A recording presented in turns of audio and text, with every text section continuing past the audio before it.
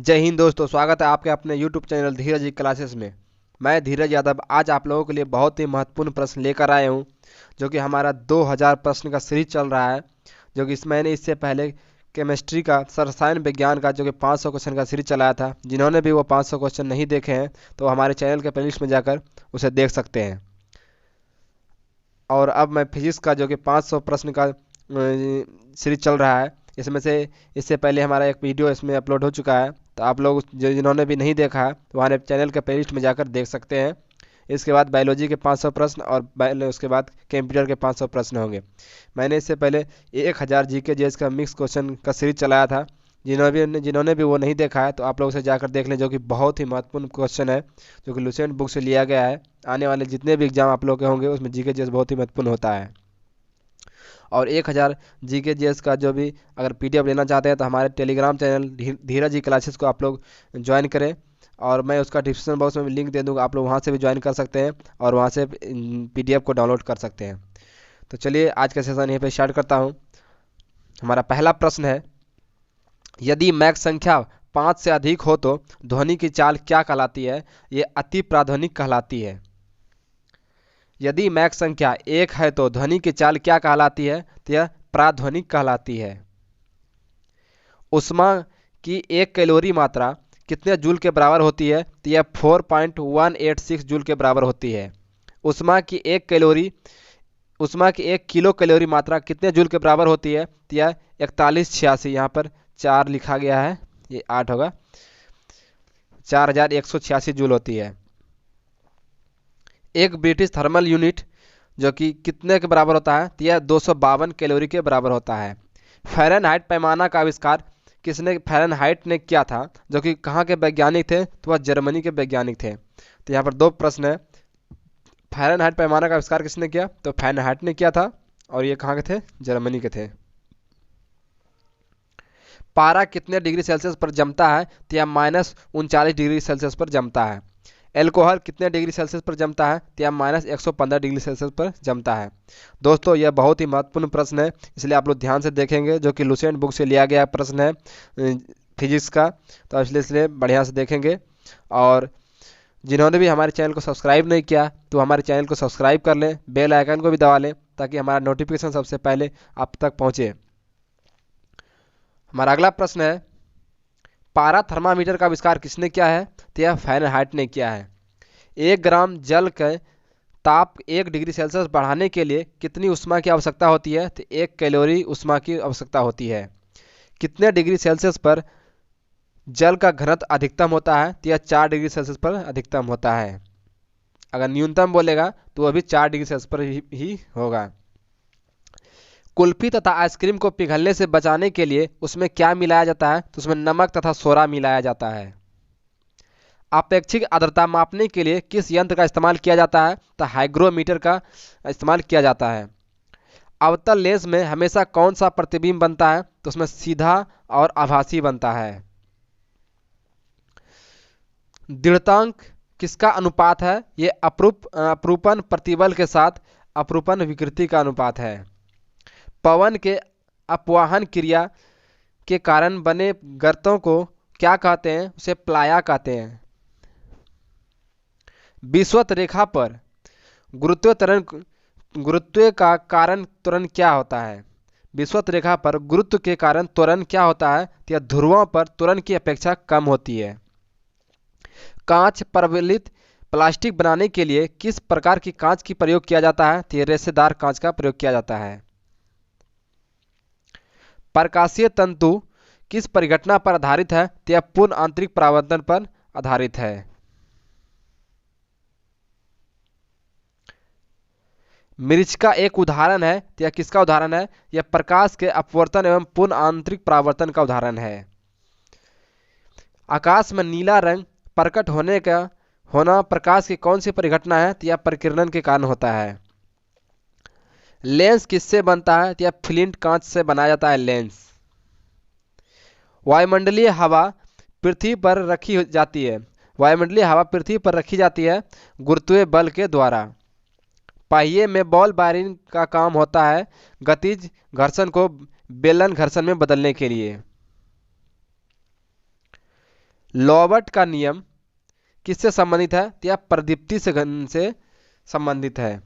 शिकार, परिभक्षियों या बाधाओं का पता लगाने के लिए चमगादड़ अथवा डॉल्फिन किस परिघटना का प्रयोग करता है? तो यह प्रतिध्वनि का उपयोग करता है। कौन सा बल एक क्षयकारी बल है? तो यह एक घर्षण बल है। यदि किसी चुंबक का तीसरा ध्रुव हो तो तीसरा ध्रुव क्या कहलाता है? तो यह परिणामी ध्रुव कहलाता है। प्रकाश क्या है? तो यह एक ऊर्जा है। प्रकाश तथा विद्युत चुंबकीय तरंग कैसी तरंग है? तो यह एक अनुप्रस्थ तरंग है। और यहाँ पर कल मैंने इसमें बताया था कि ध्वनि कैसी तरंग है? तो यह अनुदैर्घ्य तरंग है। जैसे प्रकाश अनुप्रस्थ तरंग है, ध्वनि अनुदैर्घ्य तरंग है। प्रकाश का वेग की गणना सर्वप्रथम किसने किया था? तो यह रोमर ने किया था।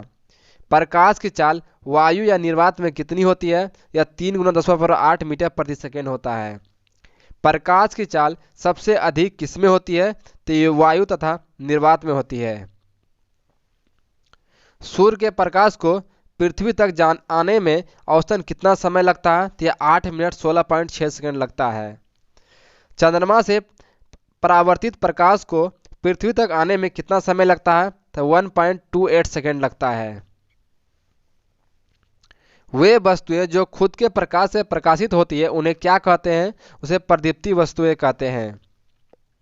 कांच में प्रकाश की चाल कितनी होती है? तो 2 × 10⁸ मीटर प्रति सेकेंड होता है।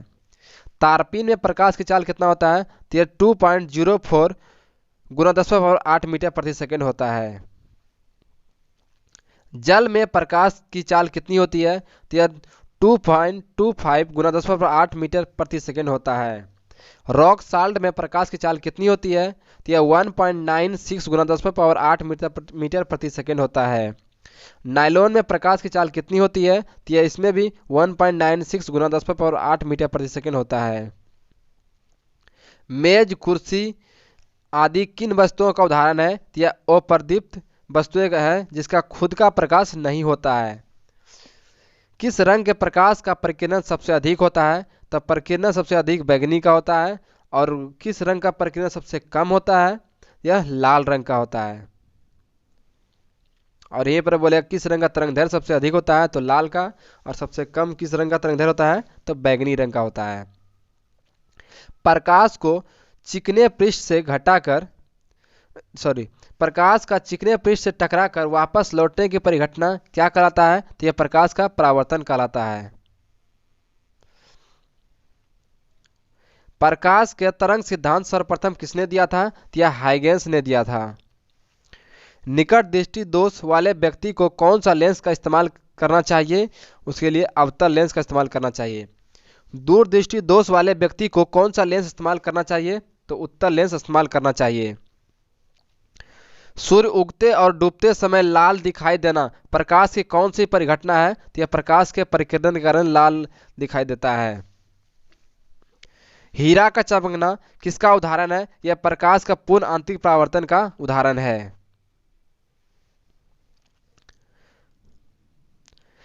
पानी में पड़ी परखनली का चमकना चमकीला दिखाई देना तथा पानी में बुलबुले का चमकीला दिखाई देना किसका उदाहरण है? यह प्रकाश के पूर्ण आंतरिक परावर्तन का उदाहरण है।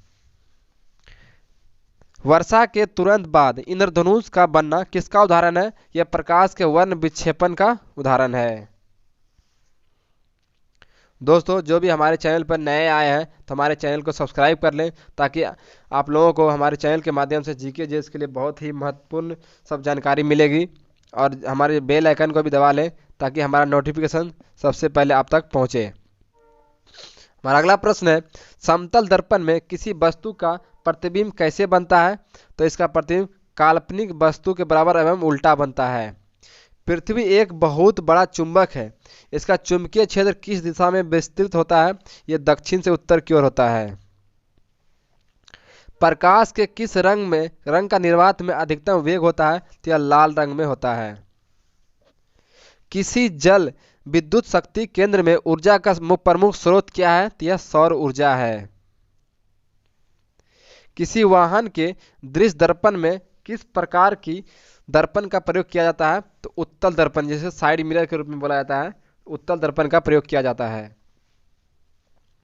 हम पृथ्वी के पृष्ठ पर सूर्य का प्रकाश प्राप्त करते हैं। यह प्रकाश के लिए किस प्रकार का किरण पुंज है? तो यह समांतर किरण पुंज है, समांतर किरण। कौन सा एक आभासी बल है? अपकेंद्रीय बल एक आभासी बल है।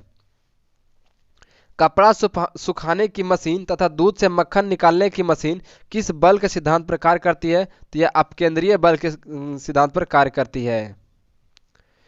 आंख, कान तथा नाक के डॉक्टर का द्वारा उपयोग में लाया जाने वाला कौन सा दर्पण उपयोग होता है? तो यह उत्तल दर्पण उपयोग में लाया जाता है। गाड़ी के हेडलाइट तथा सर्च लाइट में किस दर्पण का इस्तेमाल किया जाता है? तो यह अवतल दर्पण का इस्तेमाल किया जाता है।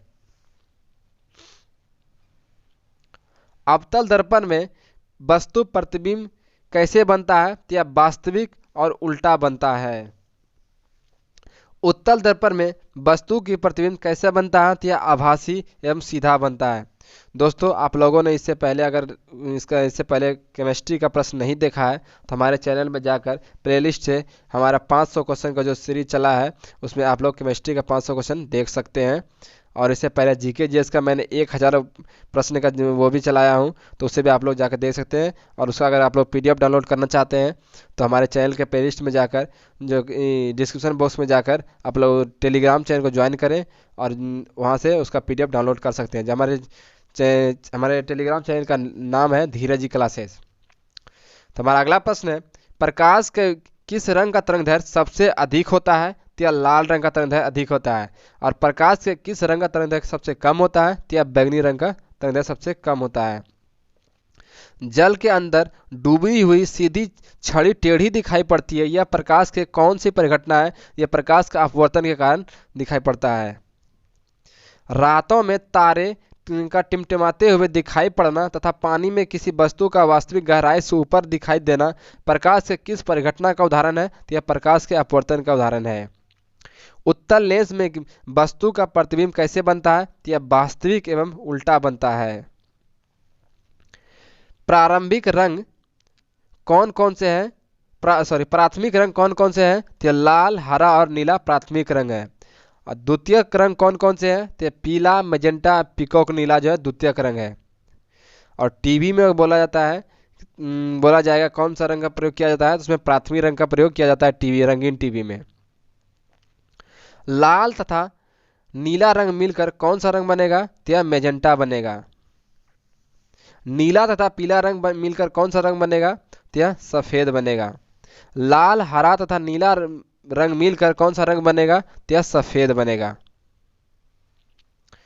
जब दो रंगों का परस्पर मिलने पर श्वेत प्रकाश उत्पन्न करते हैं तो उन्हें कौन सा रंग कहते हैं? उसे पूरक रंग कहते हैं।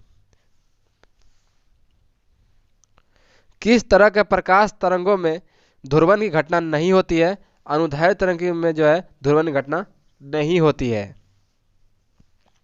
किस तरह के प्रकाश तरंगों में ध्रुवण की घटना होती है? तो यह अनुप्रस्थ तरंग में ध्रुवण की घटना होती है।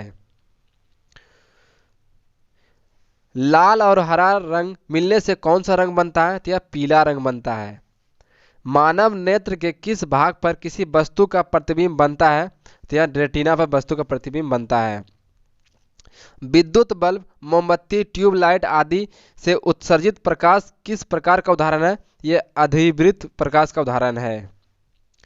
प्रकाश तरंगों का प्रकाशीय प्रभाव किसके कारण होता है? तो यह प्रकाश वेक्टरों के द्वारा होता है, जिसे प्रकाश क्षेत्र कहते हैं। सामान्य नेत्र के लिए स्पष्ट दृष्टि की दूरी कितनी होती है? तो यह 25 सेंटीमीटर होती है, न्यूनतम दूरी। निकट दृष्टि दोष को किस नाम से जाना जाता है? तो मायोपिया के नाम से निकट दृष्टि दोष को जाना जाता है। किस रोग से ग्रसित व्यक्ति को नजदीक की वस्तु दिखाई नहीं देती है परंतु दूर की वस्तु दिखाई देती है, उसे मायोपिया कहते हैं। किस रोग से ग्रसित व्यक्ति को दूर की वस्तु दिखाई देती है परंतु नजदीक की वस्तु दिखाई नहीं देती है, उसे दूरदृष्टि दोष या हाइपरमेट्रोपिया कहते हैं। हाइपरमेट्रोपिया को उत्तल लेंस के द्वारा दूर किया जाता है। वृद्धावस्था के कारण जब ना तो दूर की वस्तु दिखाई देती है और ना ही नज़दीक की दिखाई देती है, तो इस दोष को क्या कहते हैं? उसे जरा दृष्टि दोष कहते हैं। जरा दृष्टि दोष के निवारण के लिए किस लेंस का इस्तेमाल किया जाता है? तो द्विफोक्सी लेंस या बाइफोकल लेंस का इस्तेमाल किया जाता है। कम फोकस की दूरी का उत्तल लेंस किसे कहा जाता है? उसे सरल सूक्ष्मदर्शी को कहा जाता है। दूरदर्शी में कितने उत्तल लेंस लगे होते हैं? उसमें 2 लेंस लगे रहते हैं। किसने आवेशों के 2 नाम दिए, धनात्मक आवेश और ऋणात्मक आवेश? तो यह बेंजामिन फ्रैंकलिन ने यह नाम दिया, जो कि धनात्मक आवेश और ऋणात्मक आवेश। प्राध्वनिक विमान किस नामक प्रघाती तरंग पैदा करती है? यह ध्यूम ध्वनि बूम जो है तरंग पैदा करती है। कोई कण एक समान गति पर कैसे होना चाहिए? तो उसका वेग एक समान होना चाहिए। वह उपकरण जो ध्वनि तरंगों की पहचान तथा रिजुरेशन के लिए प्रयुक्त होता है, वह क्या कहलाता है? उसे रडार कहते हैं। वह पदार्थ जो चुंबक से कम प्रतिकर्षित होते हैं क्या कहलाते हैं? उसे प्रतिचुंबकीय पदार्थ कहते हैं। वह पिंड जो उष्मा का अच्छा अवशोषक होता है, कौन सा गुण वाला भी होता है? वह अच्छा विकिरक होता है। किसी पिन हॉल कैमरा में हमें सामान्यतः क्या मिलता है? तो उसमें उल्टी छाप मिलता है। धारिता का सही मात्रक क्या होता है? उसे फैरेड कहते हैं या फैराडे बोलते हैं। दृष्टि के अस्थायित्व का सिद्धांत का उदाहरण क्या है? यह सिनेमा है। वातावरण की वह परत जो रेडियो तरंगों को परिवर्तित करती है, वह कौन सी परत है? वह आयन मंडल का है, जो कि रेडियो तरंग जो कि आयन मंडल में पाए जाते हैं। दोस्तों, और आज के सेशन का हमारा अंतिम प्रश्न है, MLT-2 किसका अनुरूप है? तो यह बल का अनुरूप है।